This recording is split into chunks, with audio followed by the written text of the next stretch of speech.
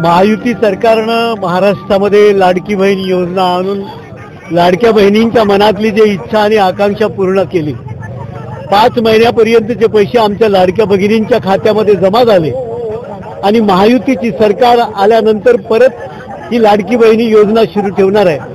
आणि त्याच्यामुळे आज आम्ही या ठिकाणी फॉर्म भरताना अर्जुनी मोरगाव विधानसभा क्षेत्रामध्ये लाडकी बहीण 5 लाडक्या बहिणींसोबत या ठिकाणी फॉर्म भरलो। वेगवेगळ्या समाजाच्या या लाडक्या बहिणी सोबत होत्या आणि त्याच्यामध्ये फॉर्म भरताना महायुतीच्या सरकारचे एक आश्वासन ऑलरेडी आहे की सगळ्या लाडक्या बहिणींना भविष्यामध्ये त्यांचं आयुष्य सुंदर करण्यासाठी ही लाडकी बहीण योजना सतत सुरू ठेवण्यासाठी हा फॉर्म आम्ही भरलेला आहे आणि त्या सगळ्यांची साथ आम्हाला या ठिकाणी मिळालेली आहे। फॉर्म भरण्यात प्रफुल्ल पटेल सुद्धा आले होते यामध्ये।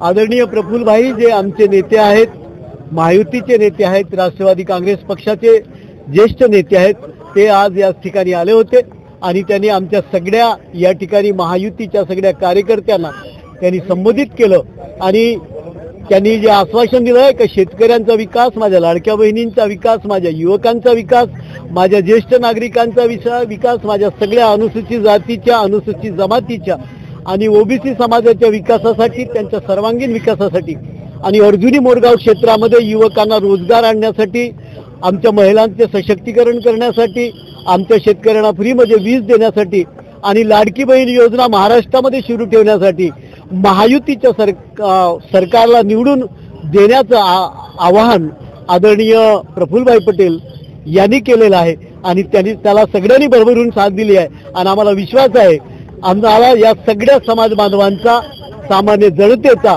या ठिकाणी प्रचंड आशीर्वाद मिळाला आहे आणि मोठ्या जनसंख्येने या ठिकाणी साधारणतः 10,000च्या जवळपास आमचे सगळे कार्यकर्ते या ठिकाणी फॉर्म भरताना आलेले आहेत। तर किती मताधिक्याने तुम्ही निवडून येऊ शकता? निश्चितच जास्तीत जास्त या ठिकाणी आम्हाला सगळ्यांचा सपोर्ट आहे। सामान्य माणूस म्हणून या ठिकाणी सामान्य जनतेचा सपोर्ट आहे आणि प्रचंड बहुमताने या ठिकाणी आम्ही निवडून येऊ, त्यात काही शंका नाही। धन्यवाद।